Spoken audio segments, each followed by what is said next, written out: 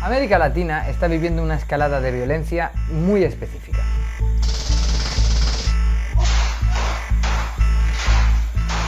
Fueron 10 disparos a quemarropa.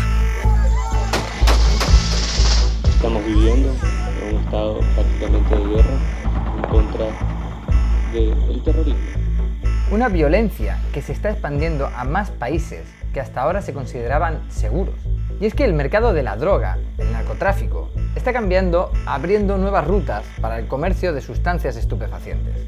Ecuador, Costa Rica o Chile, que hasta ahora habían tenido un papel marginal, han sido colonizados por los principales cárteles del narcotráfico.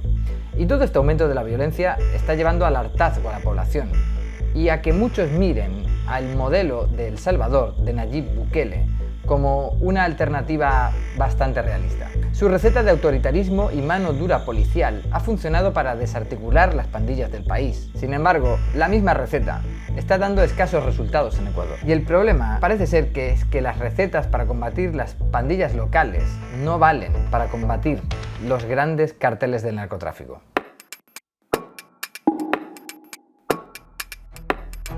En los últimos años se ha verificado una reconfiguración del mercado de la droga en América Latina.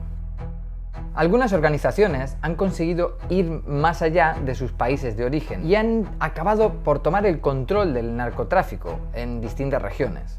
Las más importantes de estas organizaciones son el Cártel de Jalisco, Nueva Generación y el Cártel de Sinaloa. Estas dos organizaciones tienen sus orígenes en México, pero han conseguido extenderse por toda la costa occidental del continente.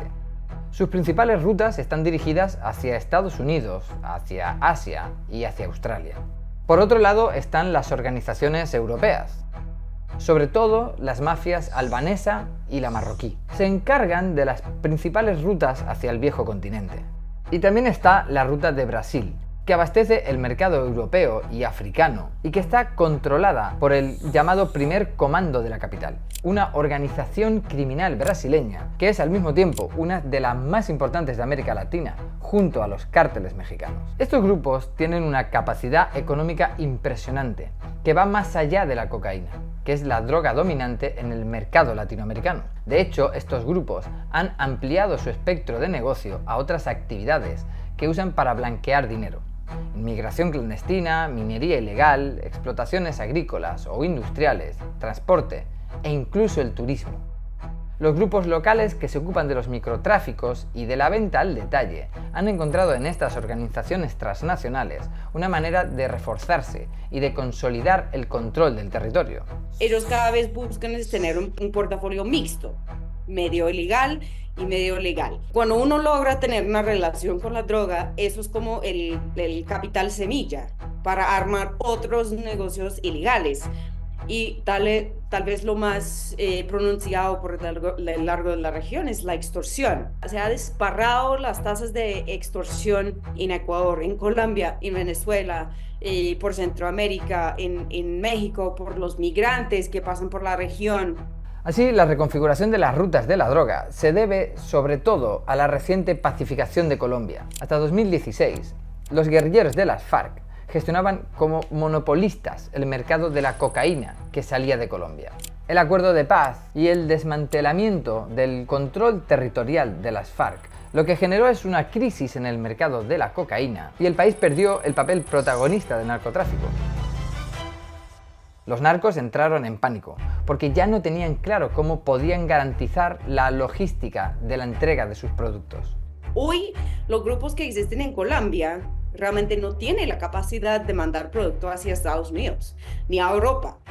Y lo que hemos visto es una consolidación de la relación comercial entre, sobre todo, los carteles mexicanos y europeos con Clan del Golfo, porque es un grupo que tiene la mayor capacidad de garantizar el producto, la entrega, su transporte, su sistema financiero responde por el producto. Es para decir que si hay una incautación antes de entregar el producto al comprador, son el grupo Clan del Golfo que responde por la plata, que van a pagar lo que falta. Esto ha llevado a un crecimiento de las rutas del Atlántico.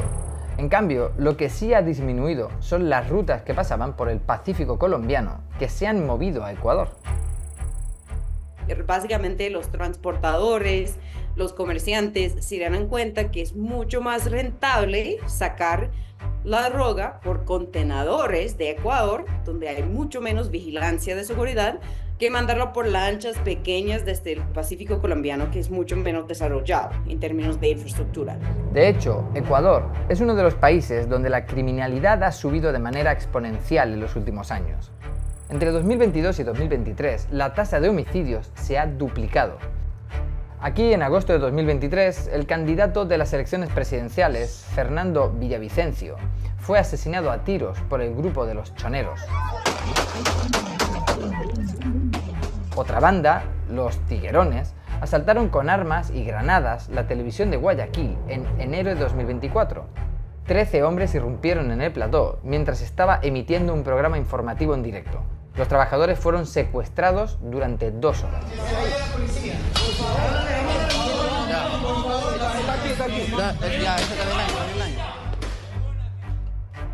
En Ecuador existen más de 20 grupos criminales locales.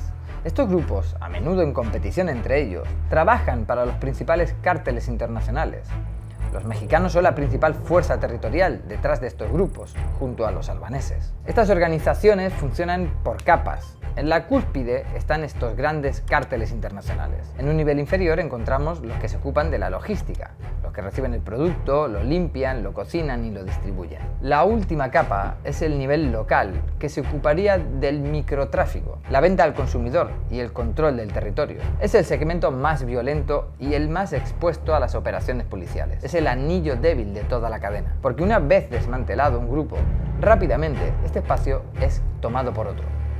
En Ecuador, el presidente David Noboa quiere instaurar el modelo Bukele para detener la proliferación de la criminalidad organizada. Hay que tener en cuenta que en El Salvador, Bukele ha instaurado un régimen de excepción para derrotar a las conocidas como maras. Por ejemplo, se ha suspendido el derecho de defensa y la inviolabilidad de las telecomunicaciones de los detenidos. Los detenidos pueden ser mantenidos bajo custodia durante 15 días antes de ser presentados ante un tribunal. Así, los detenidos en el país se han multiplicado por 4, pasando de 27.000 personas en 2020 a los 105.000 en 2023. Es decir, casi el 2% de la población de El Salvador ha sido detenida. Una gran victoria de Bukele para algunos, aunque a un precio demasiado grande para otros, dadas las graves violaciones de derechos humanos que se han cometido bajo la instauración de un gobierno más autoritario.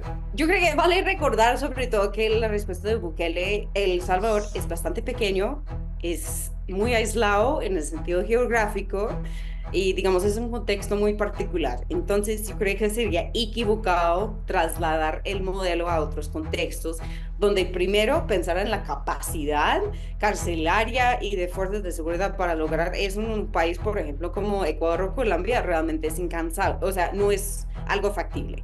No es una estrategia que puede funcionar en los contextos más diversos de conflictividad que tenemos en los demás países. Atacar las finanzas es clave. Atacar las finanzas porque es ahí pueden presionar los grupos.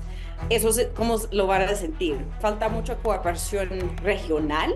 Es solo hace poco, por ejemplo, que Ecuador y Colombia empiezan a compartir información, pensar, contemplar investigaciones conjuntas, algo que realmente es un poco absurdo en el contexto porque para los grupos no hay fronteras.